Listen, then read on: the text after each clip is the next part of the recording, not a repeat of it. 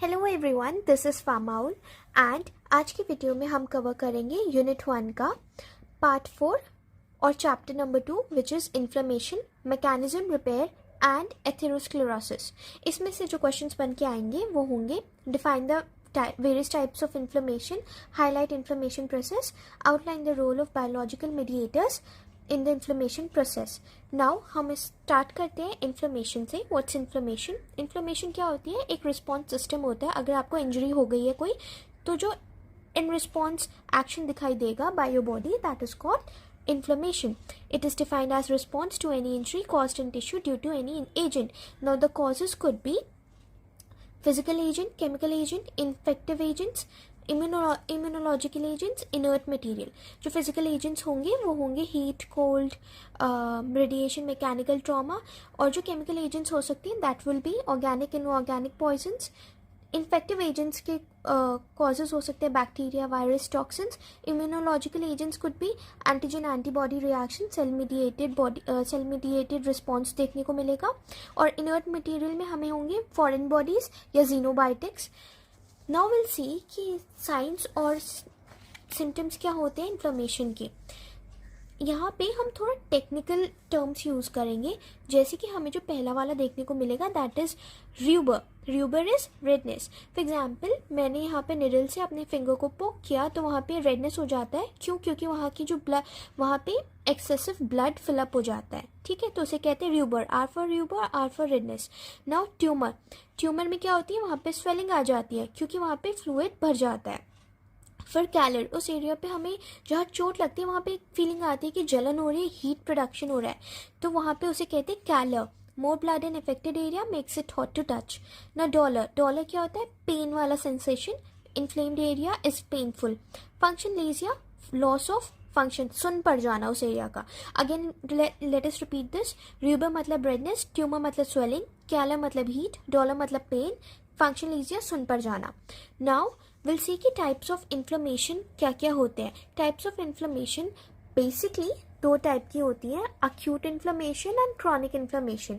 Acute inflammation short duration की होती है और अर्ली बॉडी रिस्पॉन्स है. और क्रॉनिक इन्फ्लेमेशन जो होती है that's longer duration, occurs after causative agents of acute inflammation. जो अक्यूट इन्फ्लेमेशन जिनकी वजह से हुआ है ना, उनकी वजह से भी हो सकता है अगर वो बहुत देर तक हमारी बॉडी में रह जाए. एग्जाम्पल देख लेते हैं शॉर्ट अक्यूट इन्फ्लेमेशन का. Sore throat due to cold और फ्लू और अक्यूट साइनसाइटिस. और क्रॉनिक इन्फ्लेमेशन के एग्जाम्पल आप लिख सकते हो अस्थमा, पेप्टिक अल्सर, और भी है कैंसर, एनीथिंग लाइक दैट. अब हम पढ़ेंगे मैकेनिज्म ऑफ अक्यूट इन्फ्लेमेशन. हमें वैसे पढ़ना है मैकेनिज्म ऑफ इन्फ्लेमेशन, बट हम यहाँ पे देखेंगे अलग अलग mechanism of acute inflammation and mechanism of chronic inflammation. Mechanism of acute inflammation जो होता है मेजरली दो प्रोसेस में होता है, दो स्टेप्स में होता है, वस्कुलर इवेंट्स और सेलुलर इवेंट्स. जो वस्कुलर इवेंट्स होता है उसमें दो स्टेप आते हैं, हीमोडायनेमिक चेंजेस और ऑल्टर्ड वस्कुलर परमेबिलिटी. हमें ऑल्टर्ड वस्कुलर परमेबिलिटी पे बहुत ध्यान देना है क्योंकि ये सिलेबस का पार्ट है. और सेलुलर इवेंट्स में हमारे पास आता है exudation of WBC and phagocytosis, movement of leukocytes इसका मतलब है. और इस पे भी हमारे सिलेबस के अकॉर्डिंग हमें इस पे भी बहुत ध्यान देना है. तो जल्दी से हम एक बार क्रॉनिक इन्फ्लेमेशन की मैकेनिज्म को देख लेते हैं. सपोज यू हैव इन्फ्लेमेशन, आपको कोई इन्फ्लेमेशन हुई तो न्यूट्रोफिल इन्फ्लक्स होगा, न्यूट्रोफिल जल्दी जल्दी बॉडी में आना शुरू होंगे. Then you will get ROS reactive oxygen substances. फिर जीन मॉडिफिकेशन हो जाएगा, फिर कार्सिनोजेनेसिस हो जाएगी, वहाँ पे न्यूप्लास्टिक सेल में कन्वर्जन होने लग जाएगा. न्यूप्लास्टिक सेल का कन्वर्जन का मतलब ही है ट्यूमर सेल का डेवलपमेंट. और फिर क्रॉनिक इन्फ्लेमेशन आपके पास हमेशा के लिए आ जाएगी. अगेन एक बार पढ़ लेते हैं, इसे रिपीट करते हैं. सपोज कोई इन्फ्लेमेशन हुआ, उसके वजह से न्यूट्रोफिल इन्फ्लक्स आपके बॉडी में जल्दी जल्दी होगा. आरओएस यानी कि रिएक्टिव ऑक्सीजन सब्सटेंसेस बॉडी में भरने लग जाएंगे. This is also a kind of macrophage. फिर जीन में मॉडिफिकेशन देखने को मिलेगा, कार्सिनोजेनेसिस हो जाएगी, ट्यूमर सेल डेवलपमेंट और फिर क्रॉनिक इन्फ्लेमेशन और लास्ट स्टेप. नाउ हम पढ़ेंगे कि वस्कुलर इवेंट्स में क्या होता है, जो कि अक्यूट इन्फ्लेमेशन का एक पार्ट था. वस्कुलर इवेंट्स का मतलब है कि जैसे ही आपको चोट लगती है तो आर्टरीज या कैपिलरीज जो होती हैं वो टूट जाती है, और टूटने से पहले वो अपनी डायमेंशन को चेंज करती है, या तो वो कंस्ट्रिक्ट करेंगी या डायलेट करेंगी, मोटी होंगी या पतली होंगी. वो जो डायमेंशन में चेंजेस है ना, that is called vascular changes. When arteries, vein, capillaries change their size, dimension as a response to a tissue injury, then it is called vascular changes. This includes hemodynamic changes and altered vascular permeability. अब ये जो है कुछ steps में होता है, जल्दी से इसे ब्रॉडली समझ लेते हैं. पहले हमें जैसी ऑन द इंस्टेंट जैसी चोट लगी, ट्रांसिएंट वेसोकंस्ट्रिक्शन होगा वहाँ पे, फिर वेसोडाइलेशन होगा हाफ एन आवर या 1 घंटे के बाद आफ्टर इंजरी. फिर वहाँ की ब्लड वॉल्यूम बढ़ जाएगी, इंक्रीज ब्लड वॉल्यूम सप्लाई, वहाँ पे हमें रेडनेस और वार्मथ देखने को मिलेगा. एलिवेशन ऑफ हाइड्रोस्टैटिक प्रेशर, वहाँ की प्रेशर, फ्लूइड प्रेशर वहाँ पे बढ़ जाएगा, जिसकी वजह से हमें स्वेलिंग देखने को मिलेगी, वहाँ एडेमा हो जाएगा. Now again let's see. पहले होगा हमारा ट्रांसिएंट वेसोकंस्ट्रिक्शन, जहाँ चोट लगाई वहाँ पे वेसोकंस्ट्रिक्शन देखने को मिलेगा. फिर वहाँ की वेसल्स डायलेट करेंगी after injury of after 30 minutes to 1 hour of the injury. फिर वहाँ की ब्लड वॉल्यूम बढ़ जाएगी, जहाँ पे हमें कैलर और र्यूबर देखने को मिलेगा.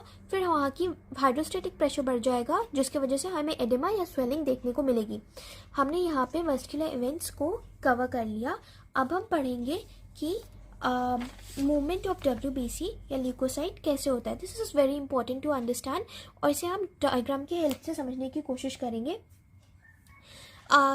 ये जो होता है 3 स्टेप्स में होते हैं, margination, rolling and adhesion.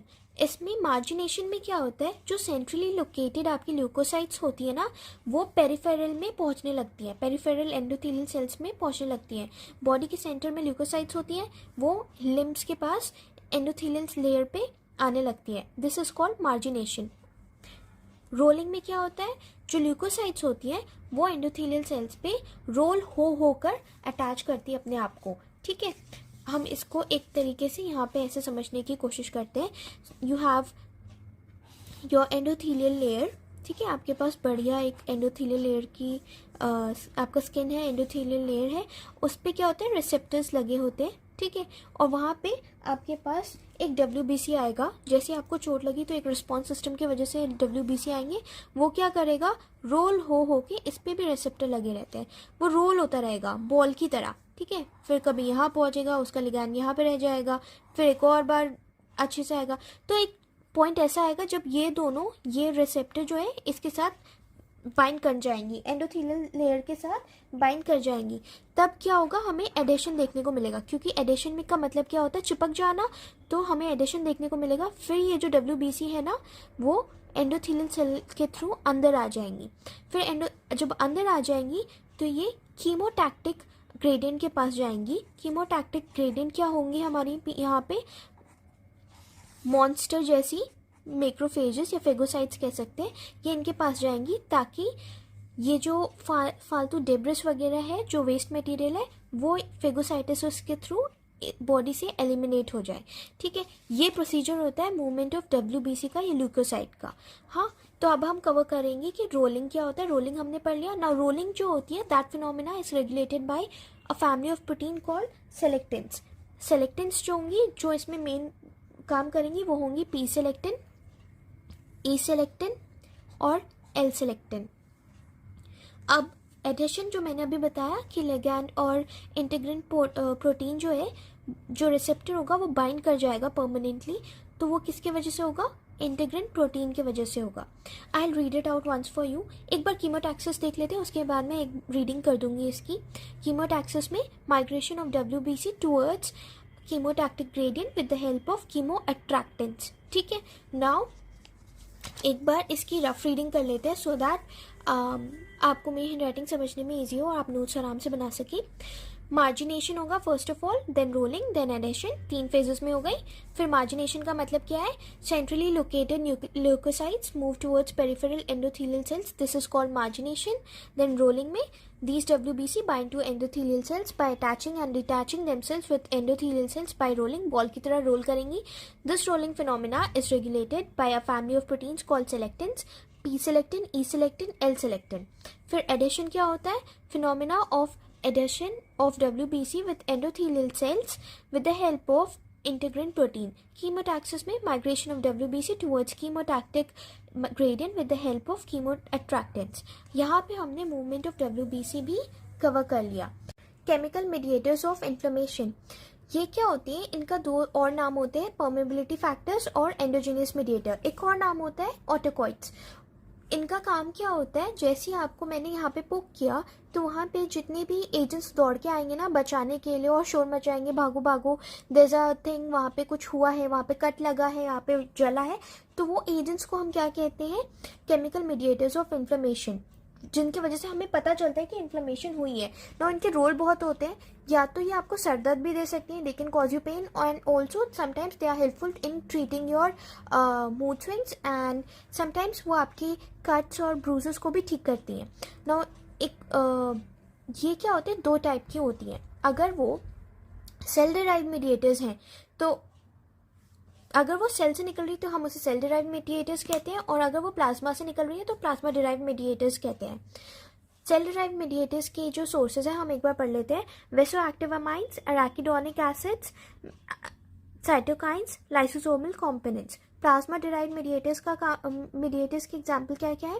Kinin system, clotting system, fibrinolytic system, complement system. Vasoactive amines में सबसे इम्पॉर्टेंट जो होता है, सबसे इम्पॉर्टेंट इनफैक्ट सारे केमिकल मीडिएटर्स और ऑफ इन्फ्लेमेशन में से जो सबसे ज़्यादा इम्पॉर्टेंट है वो है हिस्टामिन एंड सेरोटोनिन। अगर आप अपने नोट्स में या फिर अपने क्वेश्चन आंसर्स में भी हिस्टामिन और सेरोटोनिन का एक बार नाम लिख लेंगे ना तो आई गेस आपको वहीं पे साइड नंबर मिल जाएंगे। हिस्टामिन क्या होते हैं? They are stored in mast cells, basophils and platelets. Histamine हमारे मास्ट सेल और बेसोफिल्स में स्टोर्ड होते हैं, ठीक है। अगर मान लो कोई स्टिमुलाई आया, मे बी वो पोलन ग्रेन हो सकता है, मे बी वो डस्ट हो सकता है, जैसे वो आपके बॉडी में आया तो उसकी वजह से क्या होगा? Your body will react to it and you will start feeling sneezy, ठीक है। तो आपको स्नीज आएगा या फिर जो भी रिएक्शन होगा वो हिस्टामिन की वजह से होगा। नेक्स्ट हमारा जो एग्जाम्पल है वो है सेरोटोनिन का। नो सेरोटोनिन क्या है? They are present in chromaffin cells of GIT, spleen, and इनका काम क्या होता है? ये भी आपके मूड रेगुलेटर्स होते हैं। कहते हैं कि अगर आप चॉकलेट्स खाएं ना तो आपके सेरोटोनिन लेवल्स बहुत बढ़ जाते हैं। इसका एक और नाम होता है 5-HT 5-हाइड्रोक्सी ट्रिप्टोफैन। ओके, तो हमने अब पढ़ लिया यहाँ पे हिस्टामिन और सेरोटोनिन के बारे में। अब हम पढ़ेंगे एराकिडोनिक एसिड और metabolite. These are also known as eicosanoids, ठीक है। ये क्या करते हैं? ये हमारे सोर्सेज जो होंगे, हमारे खाने के सोर्सेज कहाँ से मिल सकते हैं? या तो आपको डाइट से डायरेक्टली मिल जाएंगी या फिर हमारे बॉडी में जो एसेंशियल फैटी एसिड है लिनोलिक एसिड, उसके कन्वर्जन से मिलेगा। लिनोलिक एसिड जो होगा that will get converted into arachidonic acid. Arachidonic acid से ना हमारे पास दो टाइप के सब्सटेंसेस प्रोड्यूस होते हैं। यहाँ पे हमारे एराकिडोनिक एसिड है, इससे हमें दो चीज़ें मिलती हैं, दैट इज कॉक्स, और एक तरफ मिलता है हमें लॉक्स, ठीक है। कॉक्स का फुल फॉर्म होता है cyclooxygenase, which in turn helps in producing ऑटोकॉइड्स like prostaglandin, thromboxane, prostacyclin. अब ये क्या होता है? हमारे पास प्रोस्टाग्लैंडिन, थ्रोम्बोक्सिन, ये पीजीज है, हम इन्हें पीजीज कहते हैं। ये हमें सर दर्द, ये जो दर्द का एहसास है ना दैट गिव, ये प्रोस्टाग्लैंडिन की वजह से होता है। Thromboxane, prostacyclin. अब हम पढ़ते हैं लाइसोसोमल कंपोनेंट। हमारे जो ल्यूकोसाइट्स होते हैं, स्पेशली न्यूट्रोफिल के अंदर ही हमारे पास ये होता है, यू हैव न्यूट्रोफिल, इनके अंदर ही ये छोटे छोटे ग्रेडियंट्स के फॉर्म में प्रेजेंट होते हैं। ये क्या करते हैं? ये और इन्फ्लेमेटरी इमीडिएटर्स प्रोड्यूस करने में हेल्प करते हैं, और दूसरा ये लाइसोसोम को बनाने में भी, न्यूट्रोफिल को बनाने में भी हेल्प करते हैं। Inflammatory cells, neutrophils and monocytes contain lysosomal granules which release variety of mediators of inflammation, granules of neutrophils, granules of monocytes and tissue macrophages. अब समझते हैं काइनिन सिस्टम का। ये क्या होता है? ये फैक्टर 12A से जनरेट होता है और ब्रेडिकाइनिन प्रोड्यूस करता है। नाउ इसके वजह से what can you see? Smooth muscle contraction देखने को मिलता है, वेसोडाइलेशन देखने को मिलती है, इंक्रीज्ड वस्कुलर परमेबिलिटी मिलती है, और पेन देखने को मिलता है। अर्लियर मैंने आपको बताया था यहाँ पे कि हमारे एराकिडोनिक एसिड की वजह से हमें कॉक्स और लॉक्स मिलता है, इससे भी हमें ब्रेडिकाइनिन मिलता है। लॉक्स वाले से हमें ब्रेडिकाइनिन वाले पार्ट मिलेगा और कॉक्स वाले से हमें मिलेगा प्रोस्टाग्लैंडिन वाला पार्ट, ठीक है। यहाँ से हमें पीजीज मिलेंगे और यहाँ पे लॉक्स वाले से हमें मिलेंगे काइनिन वाला सिस्टम, ठीक है। नाउ हम समझते हैं क्लॉटिंग सिस्टम क्या होता है. क्लॉटिंग सिस्टम हमने काफ़ी बार पढ़ा है. फिब्रिनोजन प्रोडक्शन की वजह से फिब्रिन फाइबर्स आ जाते हैं चोट के ऊपर और वहाँ पे थ्रेड लाइक स्ट्रक्चर फॉर्म हो जाता है. जैसे जहाँ चोट है वहाँ पे थ्रेड लाइक स्ट्रक्चर सुई धागे की तरह स्टिच हो जाता है and that stitching is called clotting system, जिसकी वजह से ब्लड रुक जाता है. Factor 12 initiates the cascade of clotting system resulting in the formation of fibrinogen which is acted upon by the thrombin to form fibrin. हमने यहाँ पे clotting system भी पढ़ लिया. अब हम पढ़ेंगे healing of wounds, repair of wounds in the skin. Repair is the replacement of injured tissue bye fibrous tissue. Injured tissue की जगह पे फाइब्रस टिश्यू लग जाएगा, उसे रिपेयरमेंट कहते हैं. इसमें दो प्रोसेसेस यूज होती हैं, ग्रैनुलेशन टिश्यू फॉर्मेशन और दूसरा कॉन्ट्रैक्शन ऑफ वुंड्स. ठीक है. अब इसके लिए मैंने यहाँ पे छोटा सा गंदा सा डायग्राम बना दिया था, उसके ऊपर भी मैंने लिख दिया है. Now granulation of tissue formation में 3 फेजेस होते हैं. सपोज यहाँ पे आपको चोट लगी है. अब ये सब मत देखो, ये चोट आपका कोई टिश्यू है, वहाँ पे चोट लगी है जिसकी वजह से यहाँ पे एक गड्ढा सा बन गया है. यहाँ पे हमें 2 फेजेस देखने को मिलेंगी, ग्रैनुलेशन ऑफ टिश्यू फॉर्मेशन और contraction of wounds. Phase of granulation of tissue formation में 3 फेजेस आती हैं. फेज ऑफ इन्फ्लेमेशन, जहाँ फेज ऑफ इन्फ्लेमेशन होगा वहाँ पे क्या होगा, केमिकल मीडिएटर्स आके इकट्ठा होने लगेंगी.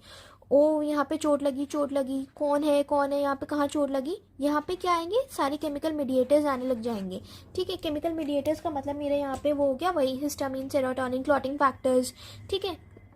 कौन आएंगे, क्लॉटिंग फैक्टर्स आने शुरू हो जाएंगे. ओके. और उसकी वजह से यहाँ पे हमें छोटे छोटे ग्रैन्यूल्स देखने को मिलेंगे. नाउ वो भी 24 घंटे के अंदर.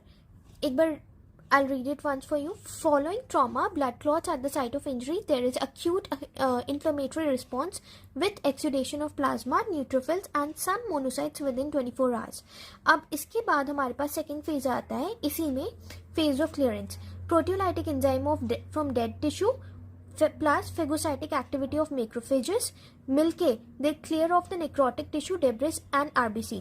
जो यहाँ पे जो चोट लगी थी ना, वहाँ की प्रोटियोलाइटिक एंजाइम और यहाँ के मैक्रोफेजेस, ठीक है, वो मॉन्स्टर जैसी क्रीचर, वो क्या करेंगे, यहाँ की जो मरी हुई टिश्यूज है ना उसको हटा देंगी, साफ कर देंगे. ये एरिया बिल्कुल साफ हो जाएगा. फिर उसके बाद वहाँ पे क्या होगा, फेज ऑफ इनग्रोथ ग्रैनुलेशन टिश्यू. यहाँ पे एंजियोजेनेसिस और फिब्रियोजेनेसिस देखने को मिलेगा. हमें ज़्यादा पढ़ने की जरूरत नहीं है, आपने बस एक बार सब हेडिंग लिख दिया, काफ़ी है. नाउ यहाँ का होगा contraction of wounds. Contraction of wounds का मतलब से आप समझ जाओ कि यहाँ पे स्टिचिंग हो जाएगी. बॉडी नेचुरली वुंड को स्टिच कर देती है. With in 2 to 3 days of injury हमें यहाँ पे स्टिचिंग देखने को मिलती है, यानी वुंड्स जो होंगे वो सिलते जाएंगे. ठीक है. और by the end of 14th day ये पूरी कंट्रैक्शन ऑफ वुंड्स कंप्लीट हो जाएगा और 80% तक हमारा वुंड साइज डिक्रीज कर जाएगा. एक बार मैं पढ़ देती हूँ. Wound start contracting after 2 to 3 days and process is completed by 14th day. The wound size reduce to almost 80% of its original size. अब हम पढ़ेंगे कि कौन कौन से फैक्टर्स जो है वो वुंड हीलिंग को अफेक्ट कर सकते हैं. ब्रॉडली 2 फैक्टर्स होंगे, लोकल फैक्टर और सिस्टमिक फैक्टर. लोकल फैक्टर्स के अंडर आएगा इन्फेक्शन, आपकी बॉडी में ऑलरेडी इन्फेक्शन तो नहीं है. पुअर ब्लड सप्लाई का कैसा रोल है, फॉरेन बॉडीज और यूवी लाइट. और दूसरा जो फैक्टर जो अफेक्ट कर सकता है दैट इज एज. आपकी एज क्या है, अगर बूढ़े लोग हैं तो उनमें ऑब्वियसली हीलिंग थोड़ी धीरे दिखेगी. Nutrition supply, systemic infection, uncontrolled diabetes. यहाँ पे अनकंट्रोल्ड डायबिटीज का भी देखते हैं कि ब्लड ग्लूकोज लेवल कैसा है. Now will see the next important topic, जो लास्ट टॉपिक बैठता है इस यूनिट का, दैट इज एथेरोस्क्लेरोसिस. एथेरोस्क्लेरोसिस को मैं ब्रॉडली समझा देती हूँ. आपकी आर्टरीज है, आर्टरीज में प्लैक फॉर्मेशन हो जाता है. प्लैक क्या होता है, वो कोलेस्ट्रॉल के जो अनहेल्दी कोलेस्ट्रॉल होते हैं वो यहाँ पे जमा हो जाते हैं, जिसकी वजह से जो ब्लड का सप्लाई है ना वो ऑब्स्ट्रक्ट हो जाता है. इसी को हम कहते हैं atherosclerosis. Now this can lead to many diseases, specially heart related diseases, जैसे कि कैड हो जाएगा या फिर इस्कीमिया, एंजाइना. ये बहुत सारे हम कार्डियोवास्कुलर डिजीजेस हैं, आगे पढ़ेंगे. ना atherosclerosis is condition where the arteries become narrow due to plaque formation. Arteries जो होंगी वो नैरो हो जाएंगी due to plaque formation. Plaque is made up of fat, cholesterol, calcium and other substances. Healthy arteries are flexible, elastic, but over time the walls of arteries can harden, a condition can commonly called hardening of arteries. Healthy arteries जो होती है initially flexible होती है और elastic होती है, but जैसे जैसे टाइम खत्म होता जाता है जो आर्टरीज की वॉल हो जाती है वो हार्डन हो जाती है, क्योंकि वहाँ पे डिपोजिशन हो जाता है कोलेस्ट्रॉल का या फिर फैट का. अब एथियोलॉजी देख लेते हैं एथेरोस्क्लेरोसिस की. हाई ट्राइग्लिसराइड्स, अब या तो फैट वाला खाना बहुत ज़्यादा खा रहे हैं तो उसके वजह से डायबिटीज़, जेनेटिक्स और ओबेसिटी. नाउ हाई ट्राइग्लिसराइड्स में क्या होता है, blood triglyceride level above 400 mg per density litre cause coronary artery disease, CAD formation कर देता है. डायबिटीज में क्या होता है, excess blood glucose level cause atherosclerosis, genetics, this disorder can be inherited through parents. Obesity, excess weight increase, strain on heart, developing atherosclerosis. ये हमने पढ़ लिया एटियोलॉजी. अब पढ़ेंगे पैथोफिजियोलॉजी. बेसिकली समझने की कोशिश करेंगे हुआ कैसे. VLDL जो वेरी लो डेंसिटी लिपोप्रोटीन होता है वो हमारी लिवर से प्रोड्यूस होता है, ठीक है. वो कन्वर्ट हो जाता है LDL में बाय लिपोप्रोटीन लाइपेज. LDL का फुल फॉर्म होता है लो डेंसिटी लिपोप्रोटीन. LDL जो होता है इसमें ज़्यादा पोटेंशियल होती है फैट कैरी करने की, ठीक है. इसमें ज़्यादा ये और इजीली मेम्ब्रेन पास कर लेते हैं क्योंकि ये लिपोफिलिक नेचर के होते हैं. LDL has greater amount of fatty acid and cholesterol. LDL crosses endothelium and moves into the extracellular matrix where it gets oxidized and forms oxidized LDL. एक चीज़ याद रखो, अगर कोई भी चीज़ ऑक्सीडाइज हो रही है ना तो वो चीज़ सत्यानाश हो चुकी है, वो खत्म हो चुकी है ना, वो प्रॉब्लम ही क्रिएट करेगी, कुछ अच्छा तो कर नहीं सकती है. तो LDL जब एंडोमेट्रियम से एक्स्ट्रा सेल्यूलर फ्लूइड में जाता है तो वो ऑक्सीडाइज हो जाता है. फिर ऑक्सीडाइज्ड LDL जो है अब तमाशा क्रिएट करता है.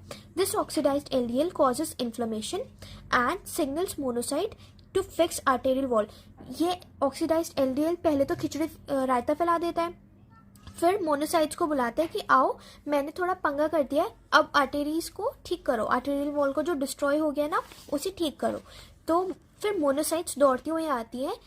Monocytes inter arterial wall, they convert into macrophages. Monocytes का काम क्या था, आर्टेरियल वॉल में आएंगी और उसको ठीक करने का काम करना था, और वो कन्वर्ट हो जाती है मैक्रोफेजेस में, ठीक है. मोनोसाइट्स आर्टरी वॉल में घुसती हैं, ठीक करने की कोशिश करती हैं और मैक्रोफेजेस खुद मैक्रोफेजेस में कन्वर्ट हो जाती हैं. एट दिस स्टेज उस आर्टेरियल वॉल में इतना ज़्यादा कोलेस्ट्रॉल होता है कि वो मैक्रोफेजेस जो होती है ना उस फैट को खाने के चक्कर में वो खुद इतनी मोटी हो जाती है कि वो खुद एक प्लैक का पार्ट बना लेती हैं. After this stage macrophages are suppose to remove the cholesterol, but there is too much cholesterol. It causes macrophages to enlarge and fill with cholesterol. वो वही आर्टरीज में वो भी खुद जमा होने लग जाती है और eventually macrophages form a part of plaque and acts as receptor for other cholesterol. और वहाँ पे जब वो इकट्ठा हो जाती है ना, जब वो यहाँ पे लेयर की तरह फॉर्म हो जाती है, खुद मैक्रोफेज बन जाती है, तो आने वाले जो भी कोलेस्ट्रॉल होंगे उनको भी इनवाइट करती है, आओ आओ बैठो, यहाँ पे सोफा लगा हुआ है. तो इससे क्या होगा, आर्टरीज जो होंगी और नैरो हो जाएंगी. अब इसके सिम्टम्स देख लेते हैं. एथेरोस्क्लेरोसिस के कुछ सिम्टम्स होते हैं, carotid artery damage, cornea artery damage और एन्यूरिज्म. अब इसको ब्रॉडली देख लेते हैं. कॉरोनरी आर्टरीज वाले के सिम्टम्स क्या होंगे, चेस्ट पेन होगा, हार्ट अटैक होगा, सडन डेथ होगा. बेसिकली ये हार्ट रिलेटेड होता है, यहाँ हार्ट में ब्लड अच्छे से नहीं पहुँच पाता, ओके. ये हार्ट के लिए. कैरोटिड आर्टरीज जो होती हैं वो ब्रेन के लिए होती हैं. मेरा ये ब्रेन बहुत गंदा दिख रहा है. Weakness, loss of speech, blindness. Femoral leg arteries, यहाँ पे disease of blood vessel, cause cramping and fatigue while walking करते वक्त दिक्कत आने लगती है. अब हम पढ़ेंगे ट्रीटमेंट में लाइफस्टाइल चेंजेस. अब आप इसे बना के भी लिख सकते हैं. ऑब्वियसली यूल से कि डाइट प्रॉपर करो, एक्सरसाइज रेगुलरली करो, ठीक है. मेडिकेशन में हम स्टैटिन वाली दवाइयाँ खाना शुरू कर देते हैं. जिन ड्रग्स में स्टैटिन लगा होता है लास्ट में वो यूज़ करते हैं, जैसे कि लोवा स्टैटिन, ये लोवा है, और ये अटोरवास्टैटिन. ये हम आगे चल के फार्माकोलॉजी में पढ़ेंगे कि कौन कौन से ड्रग क्लास पढ़ने होंगे. सर्जरी में हम एंजियोप्लास्टी करते हैं. एंजियोप्लास्टी में क्या होता है, हम एक जैसे फॉर एग्जांपल ये आर्टरी है और वो नैरोड है, उसमें हम क्या करते हैं, एक एंजियोप्लास्टिक बलून जैसा एंजियोप्लास्टी कर देते हैं कैथेटर के हेल्प से, उसे घुसाते हैं और ये क्या करता है, ये बलून जैसा फूलने लगता है, ब्रॉड कर देता है हमारी ब्लड वेसल को, जिसकी वजह से आराम से ब्लड फ्लो हो सके. नाउ हम पढ़ेंगे कि डिफरेंसेस क्या होती हैं अक्यूट और क्रॉनिक इन्फ्लेमेशन में, जैसे कि मैंने पहले थोड़ी देर पहले बताया था कि हम लास्ट में पढ़ेंगे। अक्यूट इन्फ्लेमेशन के कॉजेटिव एजेंट्स कौन हो सकते हैं? हार्मफुल बैक्टीरिया और इंजरी टू टिश्यू। और वाइल क्रॉनिक इन्फ्लेमेशन के कौन कॉजेटिव एजेंट्स होंगे? Non degradable pathogens that cause inflammation, example virus. Cells जो इन्वॉल्व होंगी इसमें अक्यूट इन्फ्लेमेशन में वो होंगी बेसोफिल और एओसिनोफिल या न्यूट्रोफिल। बेसोफिल और न्यूट्रोफिल जो होंगी वो इन्फ्लेमेटरी रिस्पॉन्स है, और एओसिनोफिल जो होंगी वो पैरासाइट की वजह से जो प्रॉब्लम आती है उसके रिस्पॉन्स में एओसिनोफिल निकलेंगी। क्रॉनिक इन्फ्लेमेशन में जो सेल्स यूज होंगी वो होंगी macrophages, lymphocytes, plasma cell. Primary mediators क्या होंगी अक्यूट इन्फ्लेमेशन की? इकोसिनॉइड्स, यानी कि जो हमने बोला था एराकिडोनिक एसिड से निकलेगा, प्रोस्टाग्लैंडिन वगैरह। और वैसो एक्टिव अमाइंस का मतलब हो गया हिस्टामिन एंड सेरोटोनिन। और यहाँ पे क्रॉनिक इन्फ्लेमेशन वाले में निकलेगा reactive oxygens species, cytokines. Systemic effect हमें जो अक्यूट इन्फ्लेमेशन में देखने को मिलेगा that will be fever, leukocytosis. और क्रॉनिक इन्फ्लेमेशन में फीवर, एनीमिया, ल्यूकोसाइटोसिस इसमें भी है। तो यहाँ पे हमने डिफरेंस भी कवर कर लिया। तो अब हो गया हमारा ये यूनिट कंप्लीट यहाँ पे। तो नेक्स्ट हम अगले वीडियो में हम सीवियस वाले डिजीजेस के साथ आएंगे। Till then happy learning and bye guys.